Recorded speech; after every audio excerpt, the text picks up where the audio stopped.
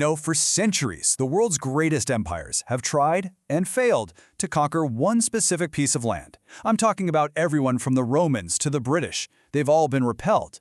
So today, we're going to dive into the geography, the strategy, and the history that make Iran a seemingly unconquerable fortress. And this really is a fascinating historical puzzle, isn't it? I mean, think about it. While the maps of Europe and the Middle East have been totally redrawn countless times, Iran's core territory has stayed remarkably stable for more than 600 years. So what's the secret? What makes it so resilient? Well, the list of powers that have tried is basically a who's who of world history. You've got the mighty Roman legions, the sprawling Arab caliphates, even the massive British and Russian empires at their absolute peak. Every single one of them found this land just too darn difficult to subdue and hold. History has shown us time and time again that invading is one thing, but conquering is something else entirely. To really understand why, we have to stop thinking of Iran as just a country and start looking at it like a massive natural fortress. And of course, every fortress starts with its outer walls. In this case, though, they weren't forged by man, but by geology itself. Okay, let's start over on the western flank. Here you have the Zagros Mountains, this immense range that acts like a colossal wall, separating Iran from Iraq and Turkey. Any invading army trying to come in from the west has to get through this barrier first.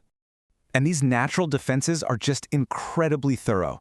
The Zagros peaks soar to over 1.5 kilometers high. But get this, where the mountains fade out, nature has thrown in another obstacle. These vast, impassable marshlands where the Tigris and Euphrates rivers meet. It's basically the perfect natural moat sitting right in front of the fortress walls. And this defensive ring isn't just in the west either. If you go up north, you've got the Alborz mountain range guarding the Caspian Sea coast. And over to the east, a whole series of smaller ranges form this ribbon-like barrier along the borders with Afghanistan and Pakistan.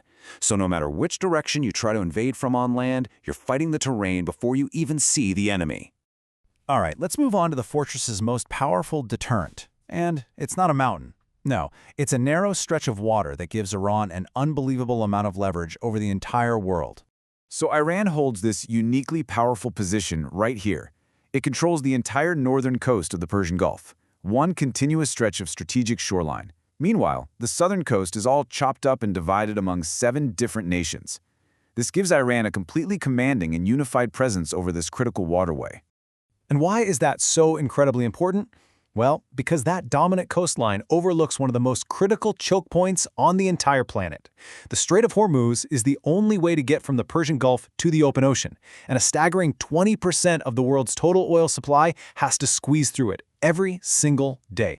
The amount of economic power concentrated here is just immense. And we're not just talking about oil. Something like 90% of Qatar's liquefied natural gas exports go through here too. All told, if you shut this strait down, you would instantly put about 5% of the entire global economy at risk. That's a sum valued at roughly $6 trillion. So you can see how this economic leverage becomes Iran's ultimate insurance policy.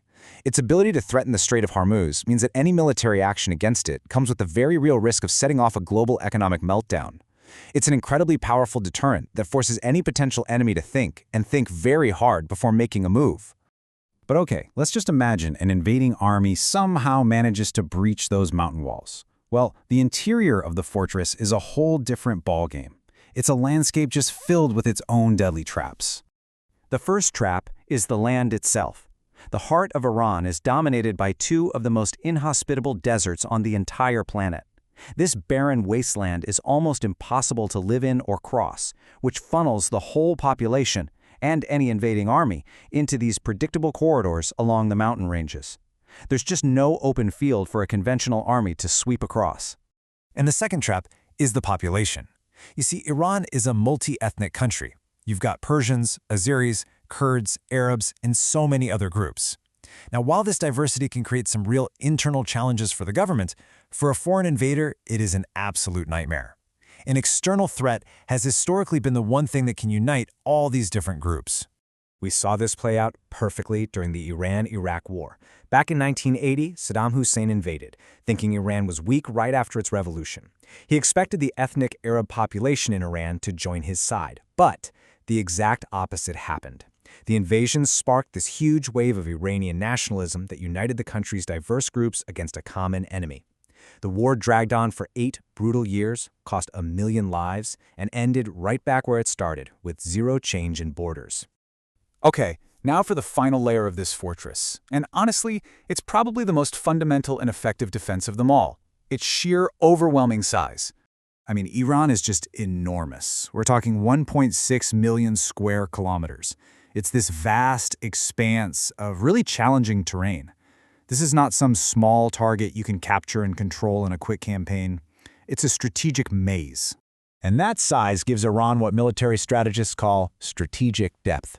What that means is the country can actually afford to lose territory. It can trade space for time. The further an enemy pushes in, the more stretched out, the more vulnerable, and the more exhausted it becomes. The land itself literally becomes a weapon. Just picture the journey for an invading force. First, you've got to somehow get past the mountains. Then, you have to supply your troops across hundreds of kilometers of hostile desert and treacherous mountain passes, all while facing constant resistance. By the time they finally reach major cities like Tehran, which are deep inland, their logistical lines would be at the breaking point and their forces would be totally depleted. So when you put it all together, you realize that Iran's geography is really its destiny. The mountain walls, that strategic choke point at Hormuz, the internal traps of deserts and diverse populations, and its incredible size, they all combine to create this formidable, near-perfect defense. And it leaves us with one final thought. In an age of drones, cyber warfare, and precision missiles, can a fortress built by nature truly remain unconquerable?